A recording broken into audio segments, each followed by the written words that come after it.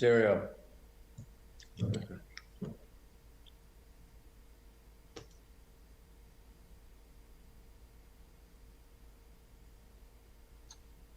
Hey, gentlemen. I just got a text message from someone saying they're having trouble getting in. Like Parker Logan. He said that he can't get in on audio. Oh, no. A meeting ID does not work for call-in for tonight's meeting, which is what I was saying. We had ones on my mind, but they weren't highlighted. You know, they didn't click on. What about Tim or Lucinda? I see you guys on the line. What do you? Hi, this is Cindy Lloyd. Can you hear me? Yep. Okay, I just unmuted myself and I didn't put my face up there, so you didn't have to look at it. Parker says he's in. Parker says he's in now, so it's good. Okay. Good. Okay, so I'm gonna mute myself. Cindy, did you have any trouble before you mute yourself? Did you have any trouble logging in? No, none at all. But I always do the the ID and then the password. I don't go on. I only do Zoom the way I understand it. So you supply me the presenter's ID number, and I use that, and then I use the passcode, and it worked. Good. We can give everybody a couple minutes, maybe. Sure.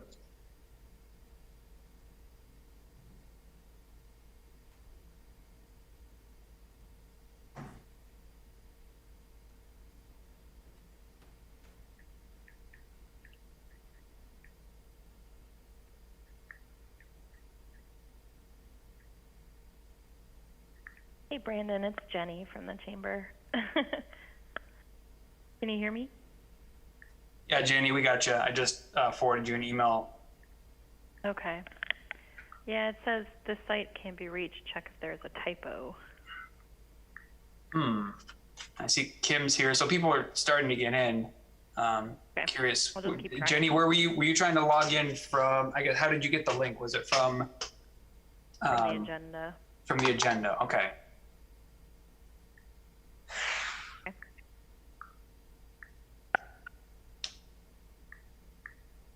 Yeah, same here, Brandon. It worked okay. Pulling it from the agenda. Oh, you got in no problem pulling it from the agenda? Well, I didn't. I had Nancy do it for me. Okay. Anyway, Did your IT wizard do it? Okay. Well, that's bizarre. I apologize.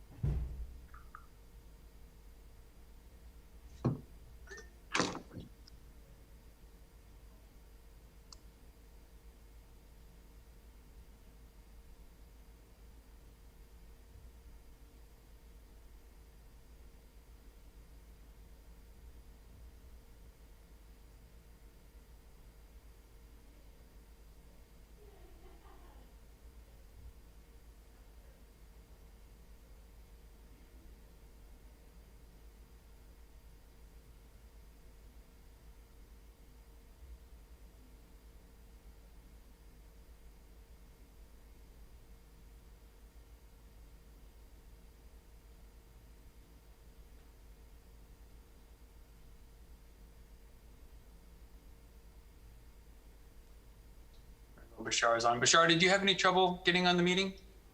So you just joined on. Hello, everyone. No, actually, I was fine. Okay.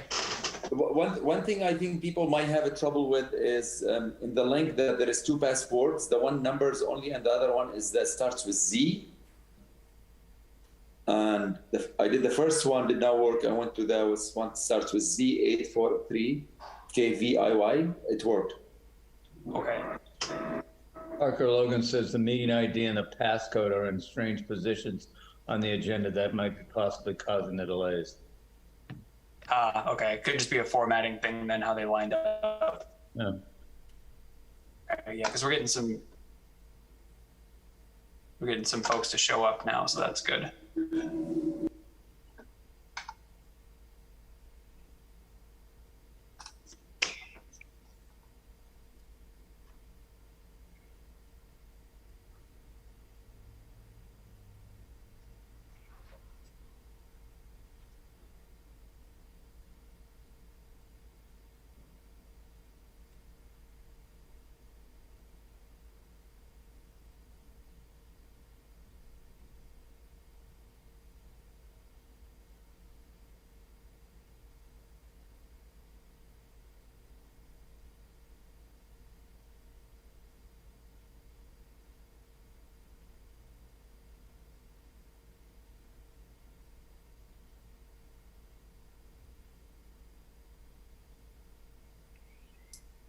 All right, Mr. Mayor, looks like we've got 22 participants now. That's probably enough to get it rolling, don't you think? I would say so. It's certainly up to you and Councilmember Richards, but I think people are able to get in now. There may have just been, like you said, some confusion over the positioning of the link on the agenda. Great. Well, I want to welcome everybody. Appreciate the interest and the participation. Just want to be crystal clear that this is not about the item that's on the agenda coming up next week. This is about the ad hoc and where we're going to send our thoughts and concerns about what we've been discussing for the last few weeks. So appreciate everybody being here. Brendan, the floor is yours. Oh, wow, thanks. That was fast.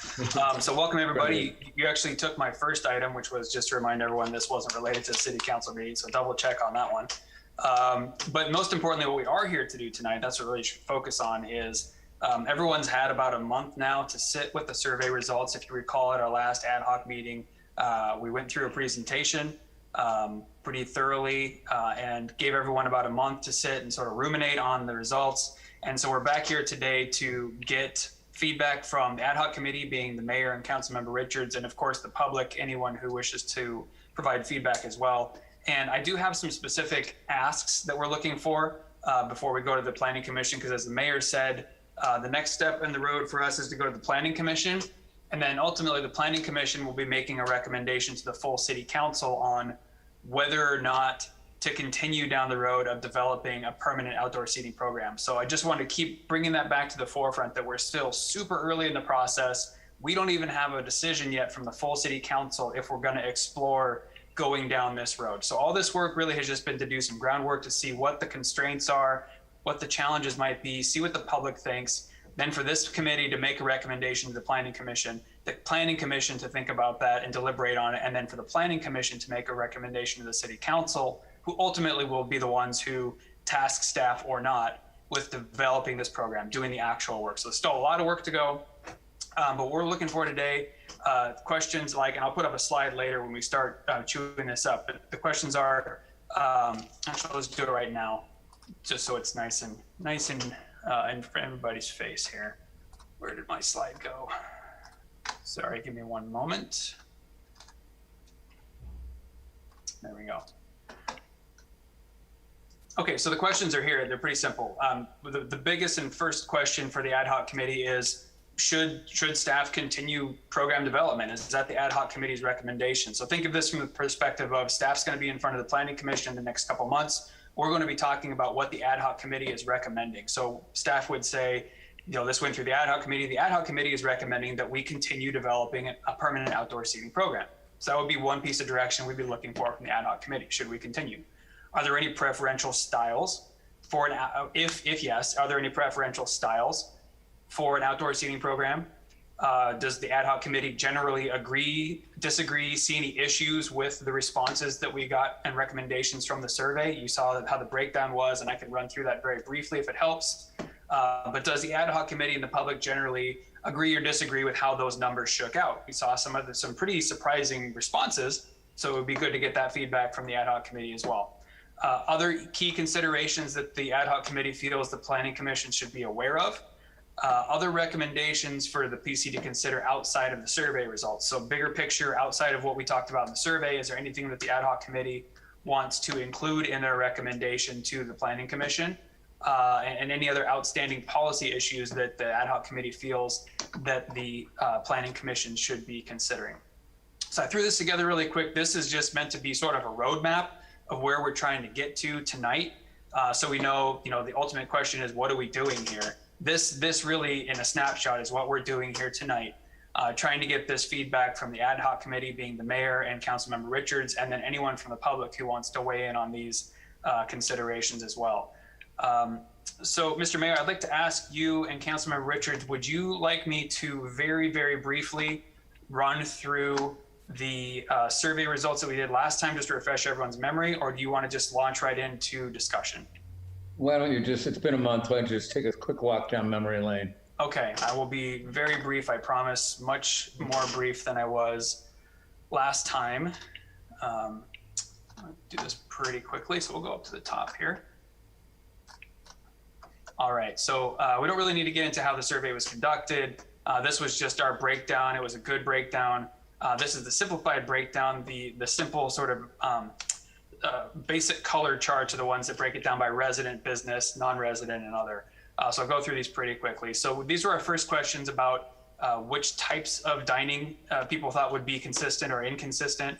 So this first one is attached. You can see it would be attached to a business. And pretty overwhelmingly, the results were very consistent was the consideration here. The next one was detached. So the sidewalk goes between the seating area and the business. Still consistent, but the numbers are down just a little bit from the other, from the attached one. And the last option was sort of free floating tables and chairs out on the sidewalk. And you can see that the numbers are less here. So if you were to ask the question, what was the most preferred in the survey, the most preferred type, it would have been the attached type. The next question had to do with, should there be a standard closure time for all? As you can see, this is split pretty 50-50 between the two, with a slight edge to yes, there should be a standard closure time. The next question was, if sidewalk dining is allowed, should the city charge some sort of annual fee? There was a majority here, 57% felt yes, there should be some sort of annual fee for a permit. The next question was, if sidewalk seating is allowed in the future, should a business be limited to the area in front of their establishment only? That was a resounding yes, so only in front of their establishment. The next question is, should specialty restaurants like coffee shops and bakeries be allowed to apply for a permit? Again, we have an overwhelming yes, made up of residents, businesses, and non-residents. The next question was, should wine tasting rooms be allowed to apply for a permit? Again, we have an overwhelming yes, mixed among all three categories. Should businesses with existing private outdoor space be allowed to apply for a permit? Yes, that was another resounding yes. These are our scaled questions that we had, 1 to 5. How concerned are you about the loss of parking in downtown? This was a bit of a surprising response. 31% said not concerned, but the very closest number to that was most concerned. So it was an interesting split between the two. I think it's fair to say that there is going to be some impact to parking if we're building the attached model of the parklet, because there's going to have to be some sort of bump out. So just logically, parking spaces would go away. So there certainly would be some impact. The next ones are the broader scale questions. There was 10, I believe 10 of these. How do you think the program would impact design and aesthetics of the city? On the right-hand side of these charts is positive impact. On the left-hand side is negative impact, and then it's scaled all the way through. So most positive down to neutral in the middle, and negative on the far left. So you can see where the design and aesthetics rolled out. Our highest number was positive impact. The second highest number was negative, and then it sort of goes back and forth across there. But again, we're just running through these quickly so people can recall where the numbers laid. The next question was, if sidewalk seating is allowed, how do you think the program would impact parking? This one seemed to tell a little bit more realistic story to me than the last question about parking. The lower half of the chart here is all negative impact. So I think that that's a realistic finding here, that people are concerned that, and they feel that it will create a negative impact on parking. How great of an impact that is to be seen. That's how it's managed in conjunction with future parking programs and things like that. But the public clearly thought that this would create a negative impact on parking. The next question had to do with impacts to public safety. This one, I think perhaps people didn't know how to answer it, or they just didn't know what they felt. But this one really landed in neutral, which is really no answer at all. And then the two splits are on either end of the spectrum here. So this had to do with public safety. The next one has to do with pedestrian flow.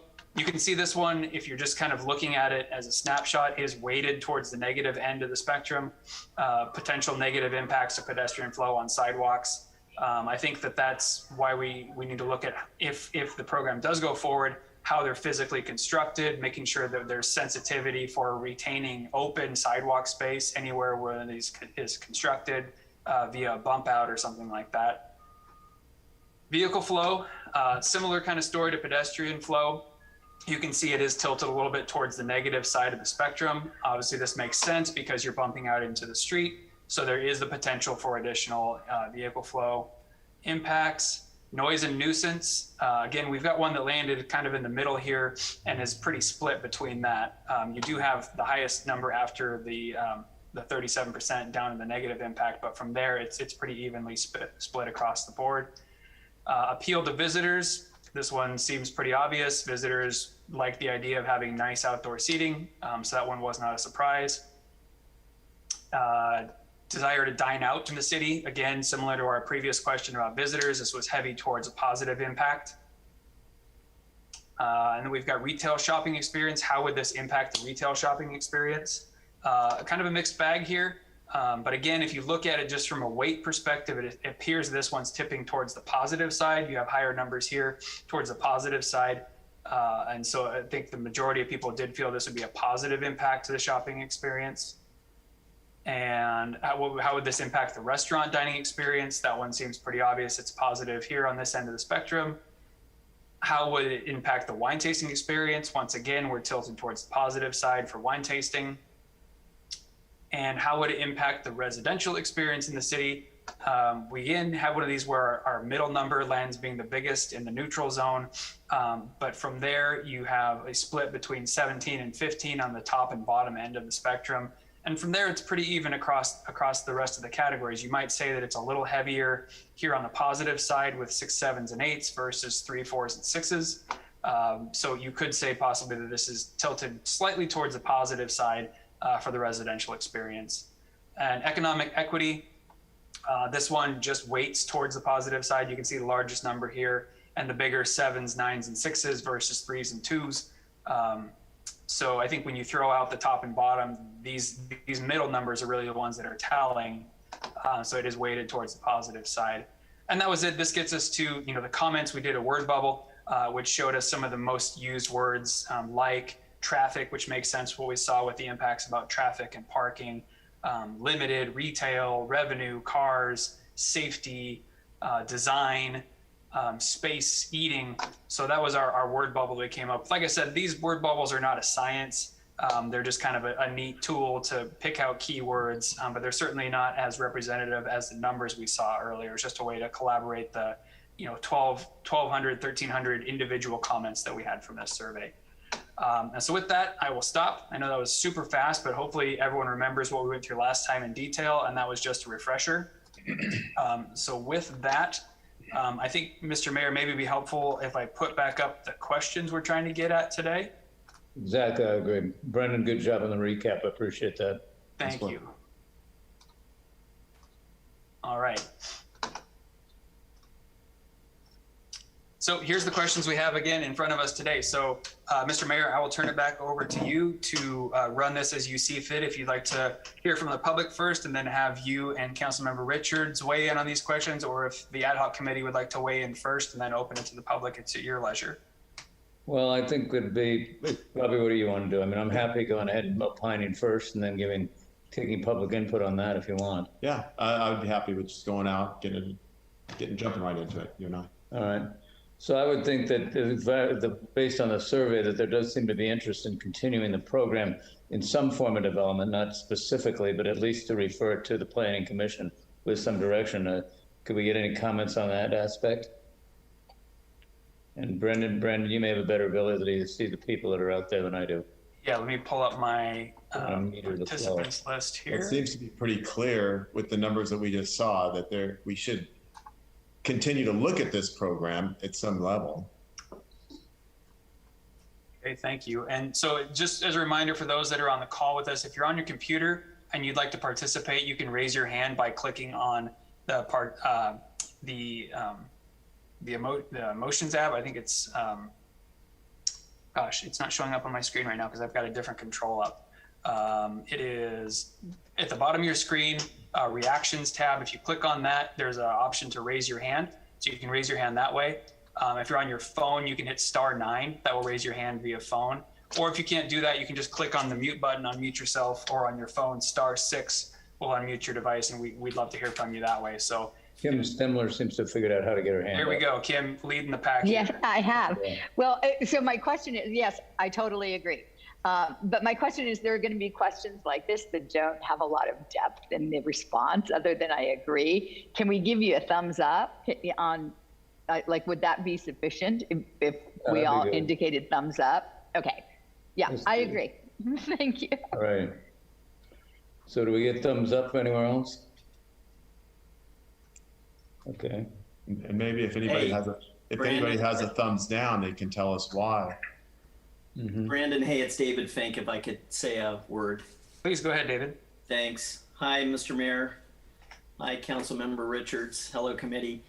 We're strongly for keeping some form of the parklets temporarily now due to especially the Delta variant and what the county supervisors are talking about, another mask mandate coming back, which would seem to cause us to go back into less than 100% in our restaurants. And I can tell you personally, in the last 2 weeks, it's gone from 50-50 of guests wanting to be inside and outside to about 65-35 preferring outside to being in the restaurant. And it's funny, we had a guest at Aubergine the other night that says, "Why are you putting me in the dungeon? We wanted to be outside." And we said, well, you know, because we don't have enough seats outside to seat you.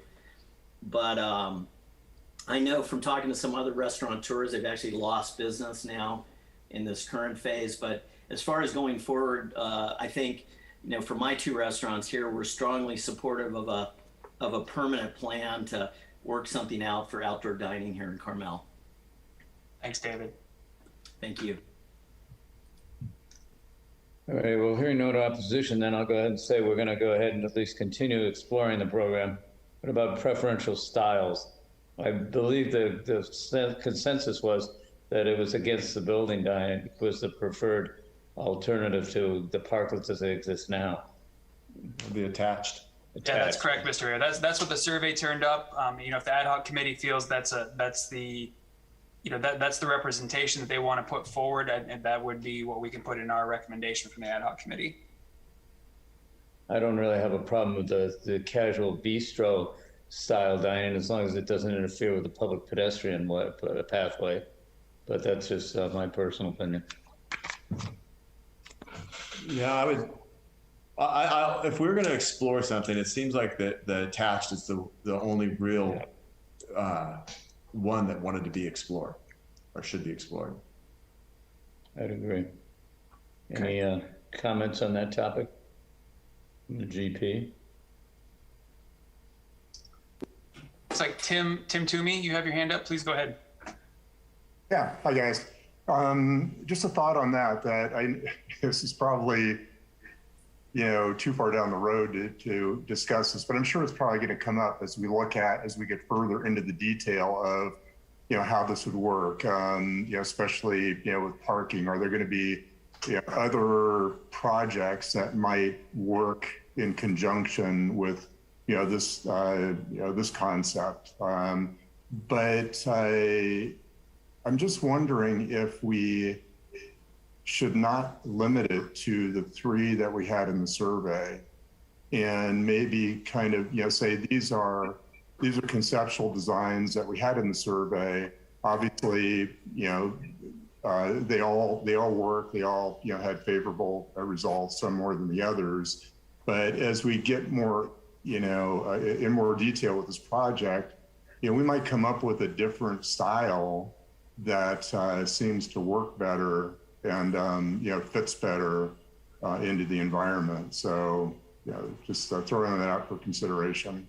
Tim, I think that's a good comment. Actually, there should be nothing that limits creativity on the part of the planning department commission's you know, direction. I just think this is a start point for discussion. But good point. All right. Well, I'm not hearing a whole lot of discussion. Mr. Mayor, we've got Bashar. Bashar's first, and then Jack, and then Lucinda. So Bashar, go ahead. Thanks. Yes, thank you so much. For a professional style, you know, looking at Carmel, I think Carmel, there is no 2 buildings the same, and they look the same. And I think also because of the structure of the buildings and the sidewalks, that some of them narrow, some of them wide, some of them beside a wide street and some of them beside a narrow street. I would recommend that we should be a little bit more flexible based on each restaurant one by one, that we'll have a committee that eventually, when this restaurant apply for the outdoor permit, that will be kind of decided on the restaurant specifically that this should be joined, should be separated. It's based on the sidewalk and the neighborhood around the close area and street. And also, I think to have exact same style for everywhere, but this is not Carmel, because Carmel is not about having exact same style everywhere. Like it's like Alvarado Street, Monterey, like every front is the same, like railing and the same. I think Carmel is a little bit more unique and specific and has to have a character that belongs to every street. I think exactly how you, when somebody apply for a permit to build in Carmel, how you guys look closely into it to make sure that that will kind of go along with the aesthetic of Carmel and the feel of Carmel. I think that should be the same, because we're talking about permanent here. So that's what I would suggest. But I definitely I support it 100%, and I think based on the survey, there is no brainer. We have to go for it. Thank you. Thank you, Bashar. So Brandon, you'll make a note that there was a comment regarding one size may not fit all. Got it. Yep. I'm taking copious notes here as we go along. Excellent. You'll be our conduit to the Planning Commission. Yes, sir. Next up, Jack Galante. Yeah, hi, thanks, Brandon. Yeah, I think both Tim and Bashar have really good points. As you know, I'm kind of a big proponent of the planning area, as we've spoken about before. And I think that the ultimate design or layout, let's just say, not even and design, but especially layout, should probably be reviewed really in a general plan update in terms of, and not limited at all to what we have looked at so far, but really look at, upgrading and updating the layout of the town of Carmel and the infrastructure, whether it's looking at certain areas that may be conducive to one-way streets and wider sidewalks or promenades, where we can maintain the still amount of parking, but still maybe widen some areas that allow for more outdoor seating and outdoor dining, or whatever it may be, but really in a full infrastructure update. So I agree with Bashar in that it's, we do want to have some design that is artistic and different and not all cookie cutter for sure, but at the same time, we don't want to be haphazard in the approach. And so I agree 100% with Tim in that we have to look at some other alternatives as well. And that it's just, as you all know, that's just kind of my feeling from the planning kind of side of things. Jack, I appreciate that. I think we actually are kind of getting into the next 3 points at the same time, really, where we're offering other suggestions, agree, disagree with the recommendations from the survey, offer key considerations, elements based on the survey, or other recommendations to the PC to consider outside of the survey results. I think this is heading in the right direction. I appreciate that. Yeah. Looks like Lucinda Lloyd. Hi, Brandon. This is Cindy Lloyd. Hi, Dave and Bobby. I echo the comments of the three previous speakers.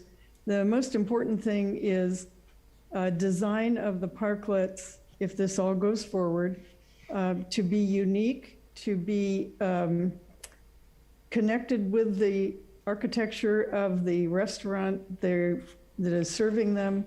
So I'm not going to go on and on, because I'm basically saying I agree with them, and I'm sure that that's what would happen if it went into a permanent plan. So thanks very much. Thank you. Great. That's all the hands I have at the moment. Unless someone else, Bashar. Brandon, I have a question for you, Brandon. Go ahead. Oh, my mistake, sorry. Go ahead. If we were to say, yeah, look at all of the options, is that a little bit daunting for you and staff? I mean, we're looking into a general plan redo. I think ultimately, that's a great question. I think ultimately we will look at other designs. I mean, the Planning Commission is going to have feedback. Once we get in front of the full city council, you're going to have 3 other council members that are going to have opinions as well. I think for me, thinking from the planner's perspective, if I'm looking at, the ad hoc committee and the public choosing the attached style as their most preferential, I think one of the reasons that was chosen is because it has the least impact on pedestrian flow, and it has the best chance of being successful because you can go in and out of the building into that space without running into people on the sidewalk. You have connection to services like water and gas for patio heaters, electricity for lighting. So it makes the most sense structurally as well. So I think that's, if I was going to take away from this, I would be inferring a lot. But if the ad hoc committee and the public said, this is our number one choice, I wouldn't take it literally and say it has to all look exactly the same. But what are the aspects of this connected parklet that make it the most preferential? And I think it's those things. That's in my head. That's what I'm thinking through. And that's what I'm hearing from other people too, is that don't make them all look the same. They don't have to be constructed exactly the same, but what are the characteristics of an attached parklet that make it the best one? And what are the public safety considerations? What are the pedestrian flow issues? Each site may have different widths of sidewalks, different issues with pop-outs or, Right. intersections where there's a stop sign, four-way or two-way stop, that kind of. And also, I would wonder, what about ABC rules, Brandon? Like, if those tighten up again, is that, I can't even remember, was it okay to have? It would be, as long as it's a fenced-in delineated space, it's no problem. They would just have to amend their ABC license. And the final one, I'm not trying to jump ahead or anything, but one of the things that there are going to be is there's some outstanding policy issues or ordinance issues that we would have to amend also. We might want to walk through those at some point, Brandon. Yeah, there's definitely a laundry list of those. It looks like as we were chatting, a couple more folks raised their hand, maybe want to weigh in on this one. Todd Tice. Good. Brandon, can you hear me? Go ahead, Todd. Yeah. Yeah. I think one thing that I'd have to say, are we getting the horse before the cart or vice versa? Because, I think if it's going to be an actual parklet being out in the parking spot, I can't see the city giving away approximately 400 square feet of space to another business without there being a substantial fee to it. And wouldn't it make sense that we kind of figure out an idea of what that cost is going to be? Because if it's a little bit more than what a lot of people want, then it's only going to be maybe 3 or 4 people, or maybe it's going to be nobody that wants to have a parklet. So, when it comes to the ones actually out of the street, which is the ones that a lot of us are, aren't sure that we don't care for, then the sidewalk is different if it's out of the way. But if it's out in the street and the city's going to give that space away for what's the cost, I think we'd know then how many people really want the spot out in the parking spot for what cost. So I think we should almost have a cost in there sooner than later. Thanks, Todd. No, I think that's great feedback. This certainly would not be, the permanent program would not be anything constructed in the street. This would be, the sidewalks would be bumped out. But in the same vein, though, the city would still be giving up land for the bump out. So one way or the other, I think the survey was really clear that there should be some sort of fee charged. I know early on we asked questions, would you be willing to pay a fee? I think you make a good point, though, that pretty soon, once we get direction, if we get direction to go forward with the program, we're going to have to do some real calculations to see, what's a cost for permanently giving up this space or on an annual basis. So that's a good point. I took note of that. Thanks, Todd. I agree. Mr. Brandon, may I say one other thing? David Fink. I don't have a problem with that. Yeah. Okay. But it's up to the mayor. I don't know if Ken is if Kenny is on or not, but we've been doing a survey among the restaurateurs, and I think we have certainly a clear majority of restaurateurs that would like to continue some type of program and that would also be willing to pay a fee to address Todd's idea. So. But David, are you talking about the temporary ones that are in the street right now, or the permanent program? We haven't addressed the permanent one yet, but we just went to the temporary one, and I believe. Yeah, we're just discussing the permanent ones today. Okay. So all yeah, right. Thanks. It looks like I have Kim Stemler with her hand up. That was actually sort of an accident because you answered the question. It would just be an expansion of your ABC permit. You beat me to it, Brandon. Happens every once in a while, Kim. All right. Well, I don't see any other hands going up or people unmuting themselves. That was a really good conversation. I took some good notes there from that. on the styles. So, Mr. Mayor, I guess the next question would be just a general agreement / disagreement with recommendations of the survey. I mean, I feel like last time when we were talking, I saw a lot of heads going up and down. That, you know, it seems like the survey made sense and that we could get a clear definition of where people are at. But I think, you know, some sort of sentiment from the ad hoc committee in general going forward to the planning commission, if they felt that it was, you know, more or less a valid survey and that they agreed with what the outcomes were.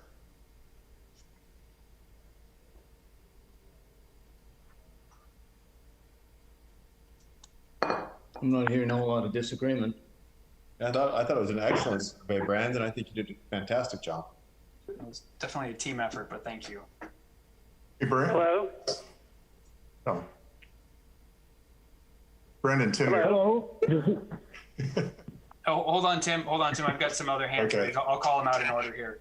So I've got a cell phone ending in 310. I'm Sue McLeod. Go ahead, Sue. You know, there's information I think that would be very useful, and this would be getting the restaurants, and there have to be some sort of confidentiality involved here, but what is the real number of people they're serving on a regular basis? And I drive twice a day up and down, and there is a huge variance. And then you have to factor in what is the weather looking like in the fall and the winter. Are they going to be busy at all? And is this going to be just a fair weather program that we're talking about? So some of this information, I think, is going to have to come forward to really make a decision. Is there's going to be also a big impact on people parking in the residential area. So probably we should have some sort of a jitney that goes around and carries people from a larger parking area into town, so that we get around that problem. And I do agree with Jack Galante that, you know, this is screaming for a general plan review, because some of these are major questions, and I don't know that any of us can predict that this is a normal season that we're going through right now, what with the people trying to escape fires and so forth. And then we also have the two huge projects that are going to be under construction for the next 4 years or so. Thank you. Those are very good comments. So that's the end of my bucket of cold water. I don't think there's any cold water in a setting like this. That's great. Thank you. All right, next up I have Bashar again on this topic, or Bashar again on a different topic. Go ahead, Bashar. Yes, thank you so much. So I think definitely we'll go with the recommendation of the survey, and the survey, it speaks itself. It's actually a very solid answer. Like, it was very clear. However, just a small comment. My understanding, if neutral, when initially designed the survey to go from -5 to +5, like the most negative impact to positive impact, 0 wasn't like no answer. I think 0 was, it does not make any impact. Like, so it is an answer that this not impacting. I don't see it as going negative or positive. So it is an answer its own, rather than thinking that people that's saying they don't want to answer this question. So I think 0 is an answer. Thank you. Thanks, Bashar. And then we've got Tim. Go for it. Great, thanks. No, good survey. You know, the neutrals, I kind of wish we would have forced those to go one way or the other, but it is what it is. And I think you know, the way you explained it, you can follow the trends. But the one that I'm just not sure if people interpret it correctly is question number 10 on the economic equity, because as I recall, the kind of the spirit or the intent of that question was economic equity among all businesses. And, you know, I'm just, you know, there's possibility people could have interpreted this as economic equity for restaurants. solely. So that would be my only comment. I don't know, how big of a deal it is, to further delve into that. Just going to throw that out. Thanks. Thanks, Tim. I've got, let's see, looks like a cell phone has unmuted, cell phone ending in 120. Hi, this is Richard Kreitman. So I think it was a well-done survey. I was surprised with the results, but I think it was fairly done and asked the right questions. One result that seemed to be clear to me, and it was of personal interest to us as business owners, is that it seemed to be fairly one of the most, I would say, undeniable results was that parklets should not be in front of other businesses. They should only be in front, I forget, I don't have the question in front of me, but in front of the business that is operating the parklet. And we've had that in front of us for now, however long it's been. So that's one. And speaking to Sue McLeod's statement and another, if this is about permanent, if we go permanently with these, we really need to have a very strict guidelines on quality, appearance, safety, and operations. If these parklets add a charming European vibe to our village, that's great. When they're empty during the day, they detract from our vibe. It's negative. So if we go permanently, I would recommend that, as I say, very strict guidelines as to the quality and the appearance of these things, and also that there be a minimum operating, lunch and dinner, 6 days a week minimum, because having them empty and dark, just one, it takes up a parking place where there's no service being provided to residents or visitors in terms of dining, and it just looks bad. So that's my comment. Thank you. Thanks, Richard. I don't see any other hands. Anyone else wants to participate, you can raise your hand or just go ahead and unmute yourself on this question, just generally about the recommendations from the survey. I want to say thanks to Richard. That was a good comment, because they really do detract from the view, or from the look of our town when you have a couple of funky old tables in the middle of our street all day long. And then also the one thing I was a little bit confused on is speaking, just because, I talked to Chief Tomasi so much about the different closing times. I was surprised by that, because that makes it a nightmare for the police to enforce. If somebody has an 8 o'clock closing time and another person has a 10 o'clock closing time, I don't know what would constitute somebody being able to stay open later than the other. And I think that would be a little bit of a tough enforcement issue.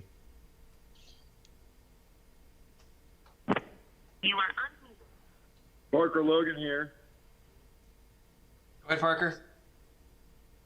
Hey, just wanted to say something in regards to Bobby's last comment about universal closing times. All businesses don't close at the same time, and police aren't driving around ensuring that Lob's Country Store stops selling T-shirts at 8 p.m. I think that's a complete non-issue. I mean, it's just the nature of some businesses are going to stay open later. A.W. Shucks could stay open until 2 a.m. if they wanted to. They close at 8:30. Leave it up to the business owners. There should not be some sort of enforcement issue, because the police, first of all, it's not their job, and they're not doing that anyway. They're not going around and ensuring what time places close. I just don't think that should be something that should be added to the factor of the confusion of the future of outdoor dining, on how we're going to make sure that the T-shirt shop or the bakery or the bar or the breakfast place that closed at 2:30 in the afternoon all close at the right time. That's just kind of silly. That's all I have to say about that.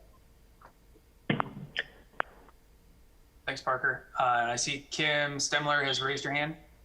Hi, I just wanted to reaffirm the importance of the aesthetic presence And of course, we set these up in an emergency state. So, but for permanence, to me, it is so important that everyone has at least consistent branding with the image of Carmel-by-the-Sea. And that is actually more important to me than timing. The beauty, we need to maintain what we were just named, one of the top 20 most beautiful cities in the world. That needs to be maintained in this. So I highly encourage us prioritizing the aesthetic appearance of these outdoor seating areas. And then that might not look so bad. If they all have some sort of theme, if they all have flowers, it might not look so bad. Thanks, Kim. Mr. Mayor, I don't see any other hands or people unmuting themselves. Actually, maybe Cindy Lloyd, looks like you unmuted yourself. Did you want to speak? Oh, there we go. Yeah, yes, I would like to. To kind of tag on to what Kim said, I've been doing some little surveying of my own since I'm down taking care of the plants at the Arch and looking at the different parklets in terms of their decorative vegetation, if you will. And there's a huge variation. Some of them have dying plants, dead plants, brown plants. Some of them are beautiful. And just sticking some plants in there to try and make it look attractive, doesn't really do it in the long term. So that Carmel doesn't look so beautiful as it may on a survey. And that just comes from my perspective because I'm a gardener horticulturalist, and that's where my eye goes. Aside from that, obviously, the architectural aesthetics need to be very strict and maintained in order to reflect the uniqueness of Carmel. Thank you. Thanks, Cindy. All right, and then I've got... Hi, this is Richard Kreitman again. Go ahead, Richard. Just to respond, T-shirt shops don't take over space outside. They don't have diners or loud drinkers till late at night. So it's a completely different thing about closing times.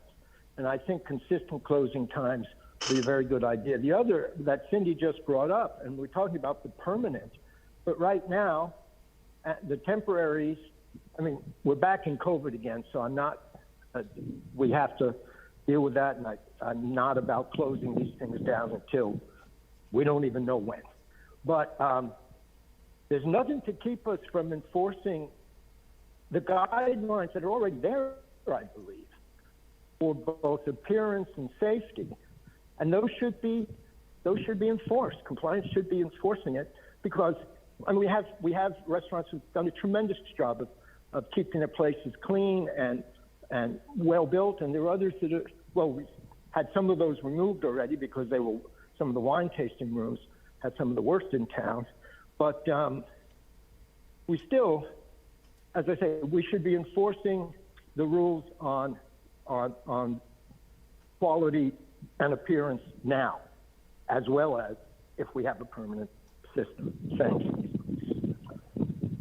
All right, thanks, Richard. So, Mr. Mayor, I think that may be it for that item.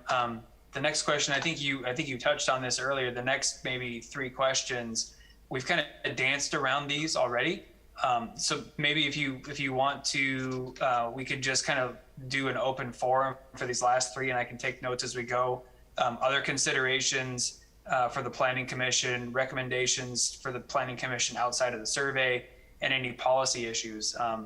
How do you want to handle that? Do you want to just kind of do an open session on these 3? Yeah, I think open session would be good. Anybody wants to make any positive recommendations or negatives, that'll be fine. But if there's something they don't think we should be discussing at the planning level, that's fine. But I also think there's been some good suggestions that have come out of the blue, so I appreciate that.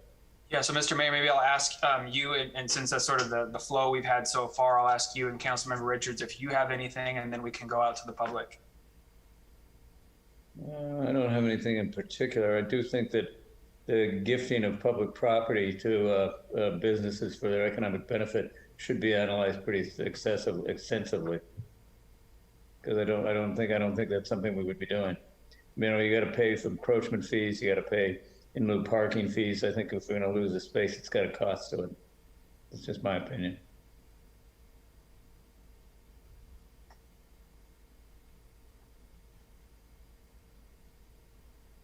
Anything else for the good of the order? Okay, we've got, I was just waiting to see if Councilmember Richards had anything to add. No, I didn't. Okay, No. thanks. So it looks like I've got a cell phone ending in 310. Go ahead. *6, you'll unmute yourself if you hit *6. Can you hear me now? Yeah, you're good. Go ahead. Okay. I don't know if this is possible, but one of the things that I notice as I drive into town, particularly on San Carlos, coming from the north, there are a lot of restaurants along there with parklets, but they only serve at night. Is it something that we should encourage, if those who are going to have parklets, to be open for lunch and dinner? Because otherwise it really looks honky to see these places that are always empty when you're driving in the main part of town. That's just a thought. Thank you. And I think we heard that from someone else earlier too. So I think that's a really good note. Anyone else? I don't see any hands raised at the moment. There we go. Tim, please go ahead.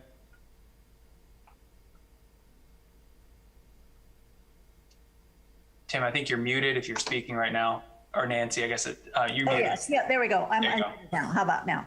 Good. You're good, yeah. Okay, so with these potential layouts here with the, close to the building type scenario, I guess I'm confused how that will play out, if it's really permanent or if it's not. Because obviously we do have turnovers in the businesses that would be qualified for this type of bump out or outdoor seating space is concerned. And so, I really struggle with how would that be deployed? Would that truly be permanent? Would it be replaceable, et cetera? And need to get a better grasp of what the design considerations really could be as you move forward. So that would take those things into consideration. Oh. That's an interesting question, Nancy, actually, because if the person who took over the business didn't want that parklet or didn't want the bump out, then what are they going to do with that space? It would alter the exterior, but without the amenity of having the dining piece there. So there should be some condition about if you're going to transfer ownership, you got a parking space doesn't necessarily go with the property. Something like that. I don't have the specifics in mind right at the moment, but I do think it raises a good question. But then that kind of ties back to, I think, Galante's comments, which is, doing a broader consideration with design and layout in the general plan. Others have mentioned it as well, Sue, et cetera. So it's, how does this going to work? And I think, getting some design, city design related models thrown out there to make something more tangible for us to see what this could look like.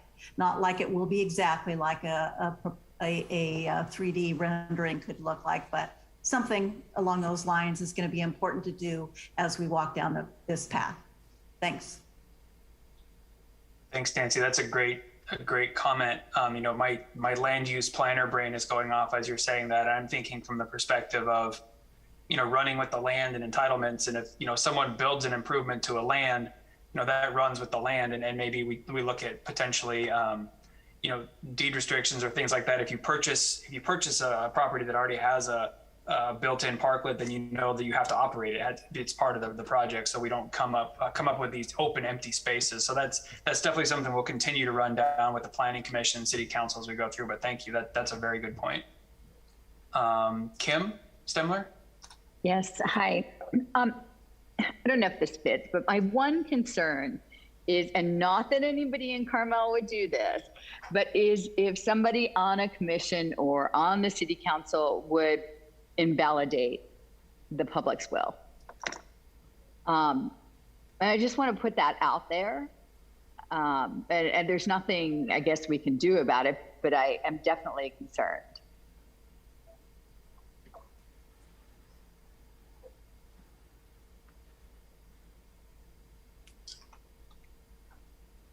Thanks. I wasn't ignoring you. I was writing notes down. No problem. Okay, Cindy Lloyd. One of the issues that I haven't heard addressed and didn't see in the survey was the issue of safety.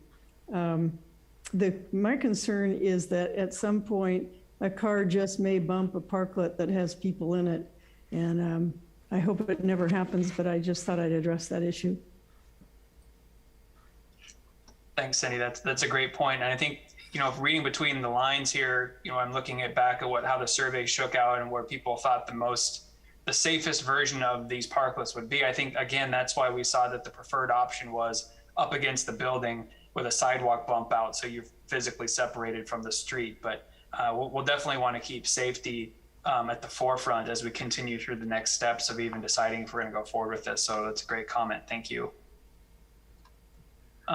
David Fink, I see you've unmuted yourself. Do you want to go ahead? Yes, Brandon, thank you.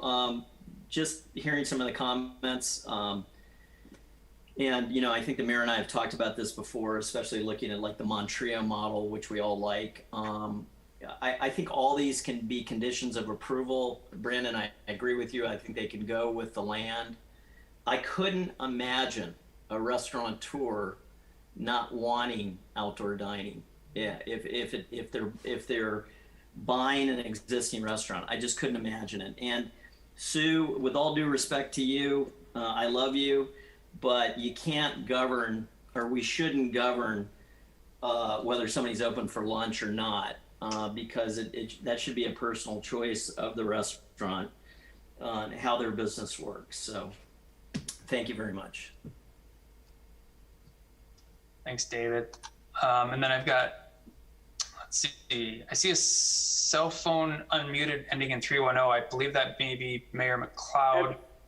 Yes, it is. And now I can't remember what I was going to say, so it's right. Yes, I do remember. We are the dog-friendly city. And if you're having parklets, having the tables on the sidewalks, I do get concerned about how that's going to work with, it doesn't make any difference whether it's a small dog or a big dog, but there are people who are not dog friendly and wouldn't particularly like the dog jumping up and grabbing something off their plate. That's one concern about the city on the street side. Thank you. That's another great point. Things that we didn't flesh out in this survey, so we'll keep those as part of the policy conversation. Thank you. I don't see any other hands or anyone unmuting themselves. Just giving one quick second. If you want to raise your hand again in your Zoom, it's raise your hand button. And then on your phone, *9, or you can just go ahead and unmute yourself, *6 on your phone, or just click the mute button on the Zoom. And during that ramble to try to buy people time, I didn't see anything happen. So Mr. Mayor, I'll turn it back over to you. Brandon, if you want to just recount the next steps, that's what would go to the Planning Commission, so people understand the process that's going to take place. Absolutely, thank you. So I took thorough notes today, and obviously we've recorded this meeting as well, so we'll put it up on our website. What we'll do is we'll compile all the feedback from the ad hoc committee, meeting the mayor and Councilmember Richards, and also the public. We'll write a staff report, go to the Planning Commission, talk about the outcome of the survey. Obviously, the survey will be attached to that. Recommendations from the ad hoc committee, recommendations and thoughts from the public. So it's all there in one place for the Planning Commission. We'll take that to the Planning Commission and essentially be asking them the question similar to what we asked the ad hoc committee today. Big question: should the program continue development? That's the first and foremost question. And then any other these things we just asked the ad hoc committee: preferred style, recommendations from the survey, other considerations for the city council. Because what the Planning Commission is going to be asked to be doing is to make a recommendation to the city council. So when we get that recommendation from the Planning Commission, we'll do the same thing. We'll add the recommendation and any notes we take from the Planning Commission to that staff report that we're going to prepare from today's meeting. We'll take that forward to the city council and again present it and ask the city council essentially the same questions. Should we continue with the program, yes or no? If yes, do you have any feedback on these areas? If we get that feedback and if we get direction to continue, then that's really when the big work starts. That's when Once it's prioritized for us and it's one of our top work items based on direction of the city council, then we'll begin doing some of this hard policy work to see where in the general plan we need to update, where in our zoning title we need to update.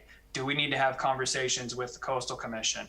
And then start looking at design work, design guidelines and things like that. Do some work with sister jurisdictions that may have similar programs and find out where their trials and tribulations were, and really start doing a full-on program development. There'll be public outreach as part of that. This is all, of course, if the city council says to go forward with it, but that's the foreseeable next year of work that would be done. But the next stop on the railroad for us is the Planning Commission. That'll be in the next 2 to 3 months. We'll be asking for their recommendation to the full city council. And those will be another opportunity for the public to opine during those meetings. Absolutely. And if anyone has any thoughts along the way between now and then, everyone can certainly reach out to me by phone, by email, stop by the city hall, yell it at me, whatever you want to do. I'm happy to hear about it. So please let me know if you have any other thoughts between now and then, and we can add it to our report. Excellent. Any other concerns or questions? All right, well, guys, well done. I really appreciate it. You know, I know we're not always going to agree, but it would be dull if we did all agree. So Carmel will never be dull, that's for sure. So thank you all for your participation. Much appreciated. Thank you, guys. These are great meetings and good score on hiring Brandon. That I would agree. Brandon, well done. We can all agree on that one, I think. Yeah, we're not going to get any too kind. Thank you very much. All right, thanks, guys. Bye, everybody. Thank you. Thank you, everyone. Tuesday. Yep. Oh,